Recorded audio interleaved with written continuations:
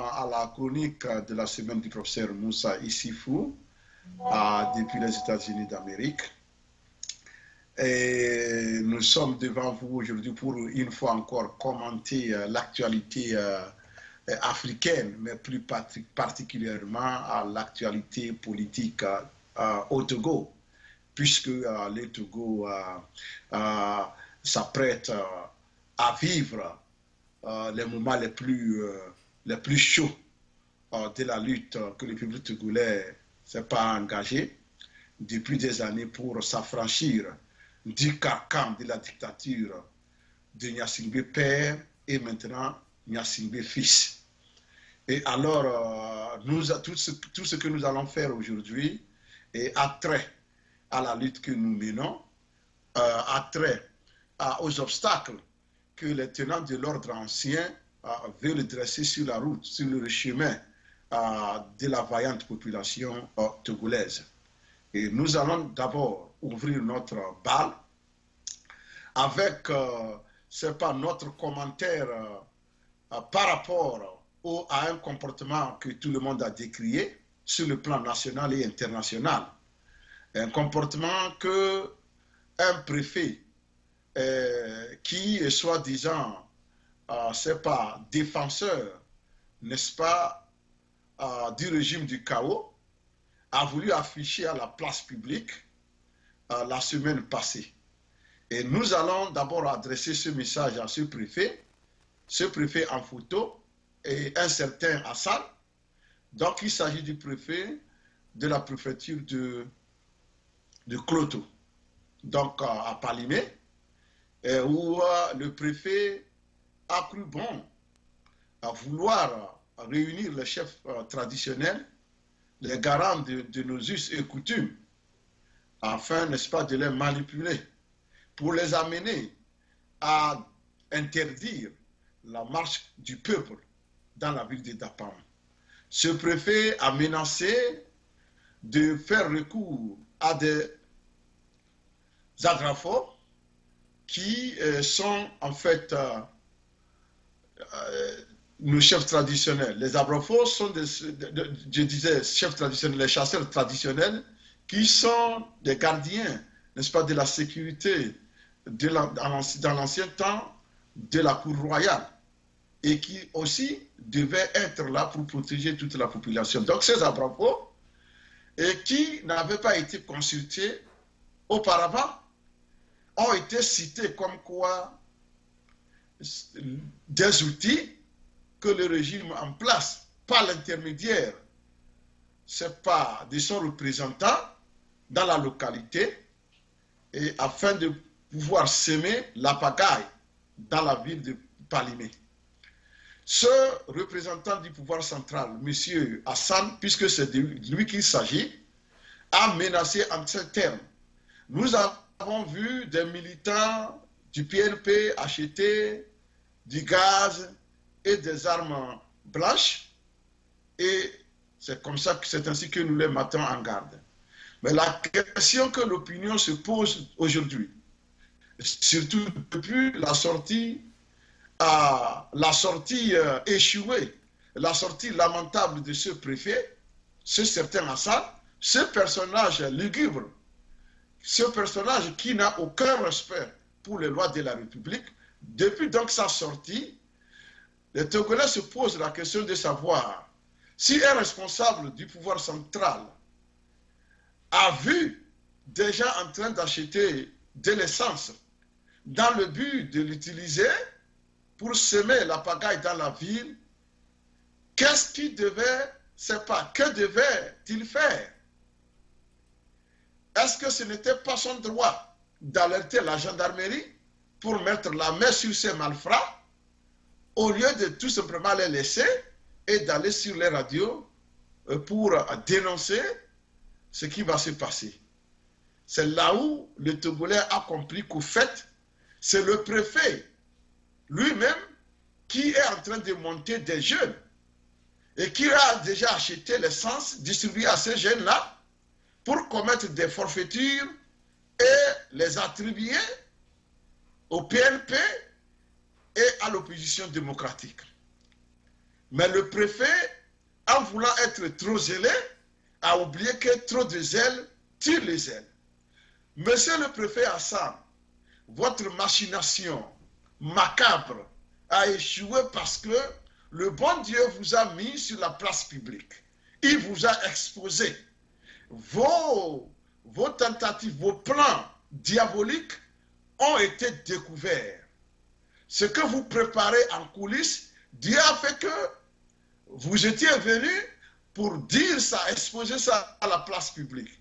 Désormais, le peuple togolais sait que si il y a du grabuge dans la ville de Palimé, vous en êtes le premier responsable. Désormais, le peuple sait que s'il y a une petite, c'est pas goutte de sang, c'est que vous êtes responsable. Puisque vous avez dit que vous allez déverser les abrafos pour pouvoir s'attaquer aux manifestants pacifiques. Désormais, on sait que si on brûle même un seul pneu, vous en êtes responsable. Puisque vous avez déjà dit que vous avez acheté de l'essence pour distribuer à vos badauds qui vont semer la pagaille et attribuer après cette pagaille-là aux manifestants pacifiques. Peuple togolais, je pense que trop de viande ne gâte pas la sauce. Je sais que beaucoup de Togolais épris de paix, de liberté et de démocratie ont déjà dénoncé cet opprobre, ont déjà dénoncé ce comportement qui frise le crime à un haut niveau, mais n'empêche que j'apporte ma pierre, n'est-ce pas, à ce processus de dénonciation du plan macabre du préfet Hassan de Kloto, qui pensait qu'il pouvait intimider tout le monde sur son chemin, afin d'amener les gens à reculer. Le président du PNP de la ville de Palimé a été clair.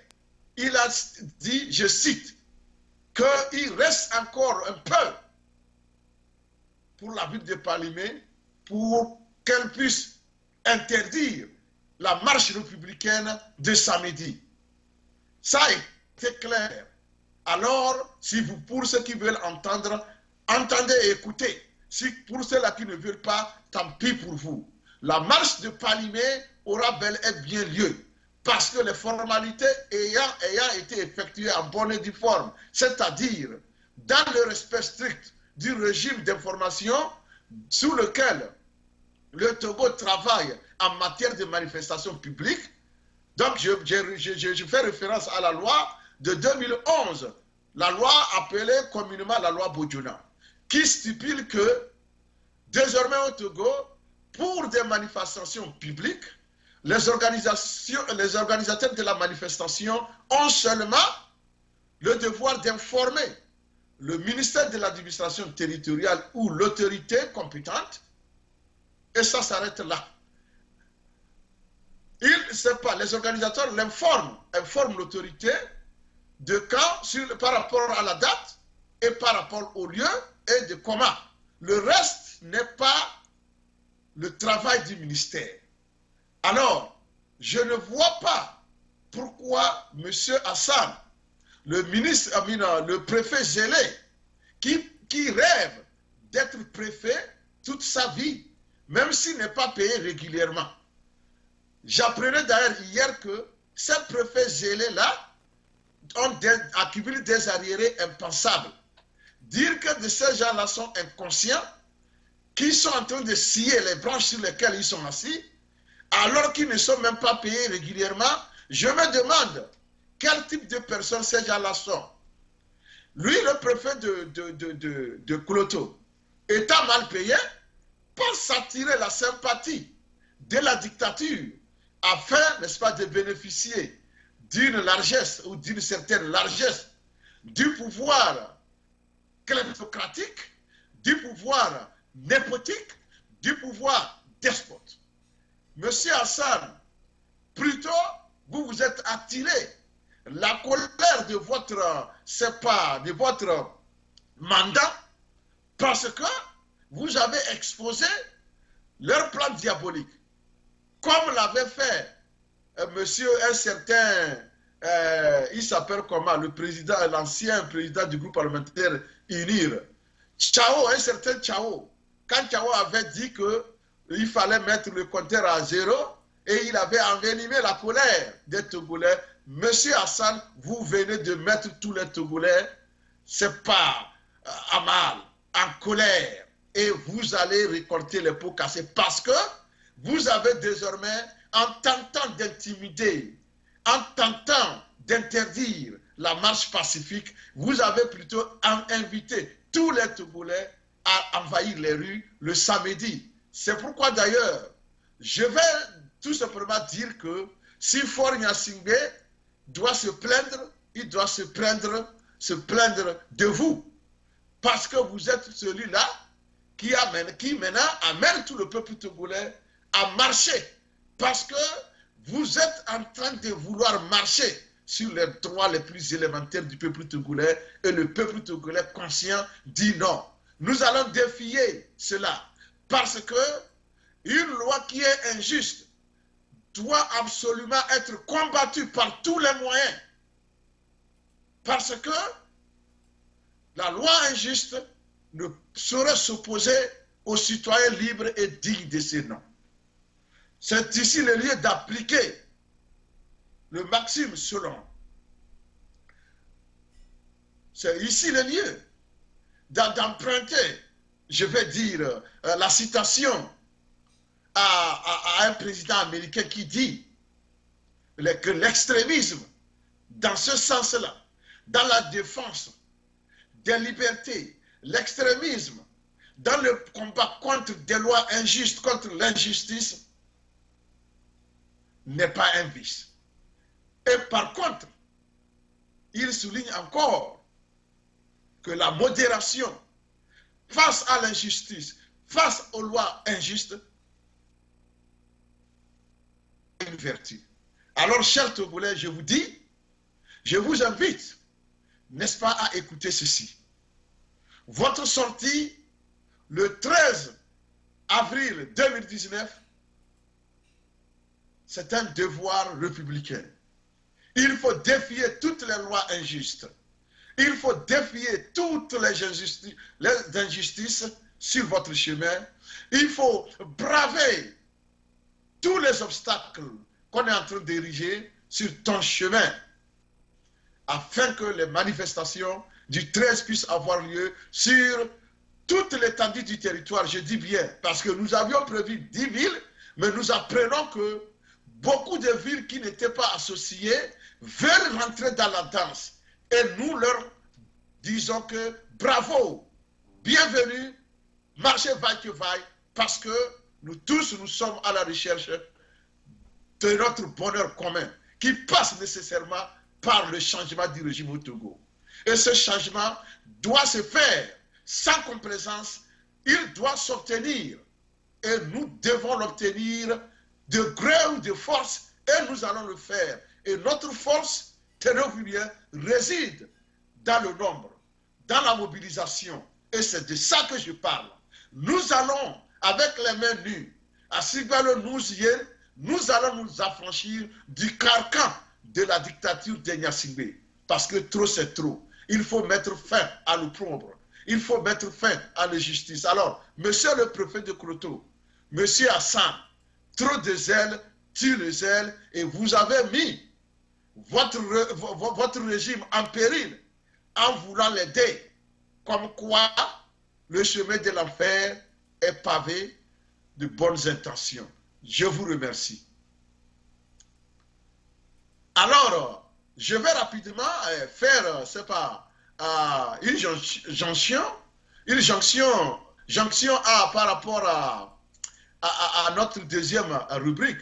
Notre jonction va nous amener chez le monsieur, chez le ministre, auprès du ministre Bayadoua Boukessi, le ministre de l'Intérieur du Togo et de l'administration territoriale.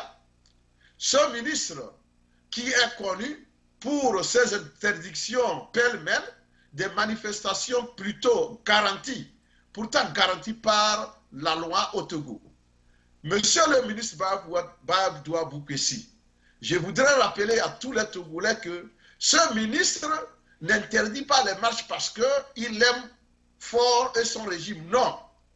Le ministre aussi veut se maintenir à son ministère pendant longtemps, aussi longtemps que le régime sera là. Alors lui aussi, il est en train de jouer sa partition. Pour le ministre Boukessi, il faut tout faire pour éloigner, n'est-ce pas, le spectre de la fin du régime. Quel que soit le prix, il faut tout faire pour éloigner ce spectre-là. Parce que dès que le régime tombe, M. Badoua Boukessi ne pourra pas garder son poste de ministre pendant plus de 15 ans et 20 ans ou 30 ans. Ce monsieur rêve de mourir comme ministre. Comme tout le monde dans ce régime, chacun dans son poste, chacun, c'est pas dans sa tête, chacun à là où, au poste qu'il occupe, rêve d'y demeurer jusqu'à la fin de sa vie. Comme quoi ministre à vie, comme quoi préfet à vie, comme quoi président à vie, comme quoi, je sais pas, général à vie, et comme quoi directeur à vie. Donc chacun fait son petit malin. Chacun veut faire croire que au moins je défends le régime. Non, chacun défend sa chapelle. Alors, je demande au peuple togolais, est-ce que si nous attendons que ces gens-là soient satisfaits complètement et qu'ils puissent un jour venir nous dire que maintenant nous en avons assez, nous ne voulons plus, prenez, combien de temps nous allons pouvoir attendre pour cela? Parce que je vous informe que ces ministres n'ont aucun plan de quitter, quel que soit le prix. Ils vont s'y maintenir parce que, aussi longtemps que le régime est là, ils seront là, ils ont des garanties sûres que leurs postes seront là et peut-être ils seront remplacés par leurs propres fils et filles. Pendant ce temps, le reste du peuple togolais est là en train de poireauter. Pendant ce temps, le reste du peuple togolais est là en train, c'est pas d'être tué par la misère, par la faim, par la soif, parce qu'il n'y a même pas d'eau potable dans certaines localités que l'on ne pouvait jamais, c'est pas compté parmi les localités qui devaient manquer d'eau. Alors, j'ai dit, monsieur le ministre Badoua Boukessi, nous sommes des légalistes et la marche qui a été lancée, qui aura lieu d'ailleurs le 13 dans les 10 villes annoncées, sur la loi que la République a votée en 2011. Nous ne sommes pas ceux-là qui avions initié la loi, ni ceux-là qui avions approuvé la loi. Alors, dire autre chose que ce que la loi dit, c'est enfreindre à la loi là. C'est pourquoi je dis, monsieur le ministre Badoua Boukessi, il faut tout simplement retirer votre lettre des réseaux sociaux. Puisque d'ailleurs, la lettre qui circule, qui est intitulée réponse au PNP, n'est pas en train d'être circulée par le PNP. C'est le ministre lui-même qui, dès qu'il a écrit la lettre, l'a ventilée sur les réseaux sociaux et son intention, c'est de démobiliser la population, de démoraliser la population. Alors je profite de l'occasion pour dire au peuple togolais que la lettre qui circule, qui dit lettre au PNP, ne vient pas du PNP, c'est le ministre Badoua Boukessi qui a balancé la lettre, histoire de faire croire que le PNP a reçu la lettre. Non, nous n'avons rien à voir avec cette lettre-là, et c'est le ministre qui fait croire aux gens que la lettre est déjà connue de tout le monde. Non, dès que vous avez la lettre là, déchirez la lettre et mettez-la dans la poubelle. Parce que nous n'allons pas nous laisser distraire par des comédiens de la République. Il faut être clair. Monsieur Boukessi est un comédien de la République. Vous-même, vous le connaissez, ce n'est pas moi qui le dis. Il ne faut pas l'écouter. Les marches du 13 avril, c'est-à-dire samedi, aura bel et bien à Lomé et sur toute l'étendue et dans toutes les 10 villes du Togo. Quant à ce que la lettre l'a dit, ne vous en occupez pas, ce n'est pas votre problème. nous avons dit que les marches doivent avoir lieu dans les 10 villes citées. Et on s'en tient à cela. Et nous demandons au peuple togolais de respecter strictement, n'est-ce pas, cet appel-là, parce que nous n'avons plus autre discussion à mener avec le ministère de l'abus des droits de l'homme, avec le ministre des abus, de la volonté des citoyens, avec un ministre qui ne fait que violer les lois de la République à longueur de journée. Nous disons que les marches sont maintenues dans les 10 villes et il faut s'en tenir à cela. Le reste n'est pas notre problème. Nous allons marcher, population togolaise. Il est temps de prouver que on ne peut pas vouloir une chose et son contraire. Soit tu veux t'affranchir, tu sors pour le dire clairement, ou bien tu veux rester dans l'asservissement aussi longtemps que tu pourras et tu ne dis rien. Ne te trompe pas d'adversaire. Ton adversaire premier, c'est le régime incarné par Faure Gnassingbé. Ce régime, c'est ce régime qui te tue. C'est ce régime qui t'affame. C'est ce régime qui t'a soif. C'est ce régime qui viole tes libertés. C'est ce régime qui te violente. C'est ce régime qui se dresse sur ton chemin. C'est ce régime qui est responsable de ta misère, de ta souffrance, de ton manque d'épanouissement. Alors, ne te trompe pas de cible. Il faut en finir avec ce régime en lui disant clairement, haut et fort, samedi, que tu sois de Notier, que tu sois de Pia, et que sais-je encore, je t'interpelle, tu dois mettre le paquet le samedi. Sors, mais je te rappelle une chose, marche pacifiquement. À Sigbalo, nous y sommes, c'est ton droit. Marche pacifiquement. À Sigbalo, nous y sommes, marche pacifiquement. À Sigbalo, nous y sommes. C'est parce que cette stratégie, c'est ça une stratégie gagnante. C'est pourquoi nous nous en tenons à cela. D'autres, si quelqu'un vous propose une autre stratégie, elle ne vient pas de nous. Nous, la nôtre, c'est Asigbalo Nouzien qui s'appuie sur la mobilisation populaire. Et le tour est joué. Alors, nous réaffirmons notre attachement au pacifisme et à la non-violence. Nous réaffirmons notre attachement à la paix parce que la société que nous voulons créer, la nouvelle société togolaise doit être une société de paix, une société de respect des droits de l'homme, une société, n'est-ce pas, d'entraide, de mutualité, une société d'amour pour son prochain, une société qui lutte contre la méchanceté, l'injustice, les violations des droits de l'homme. C'est la société là que nous voulons bâtir. Alors, chers frères, chères sœurs togolaises, je t'invite, toi à qui je m'adresse aujourd'hui, mets-toi dans les rues et marche pour ta liberté. Parce que ces gens-là ne pourront jamais avoir pitié de toi et te dire,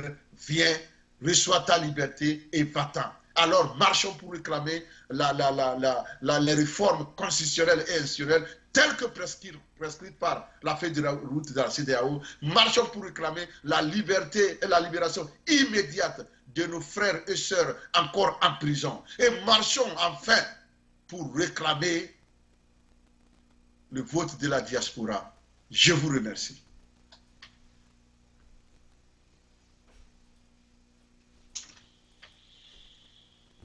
Vous voulez des informations sportives, vous voulez des informations économiques, vous voulez des informations en politique, en santé, en culture, en sport, ne cherchez pas loin.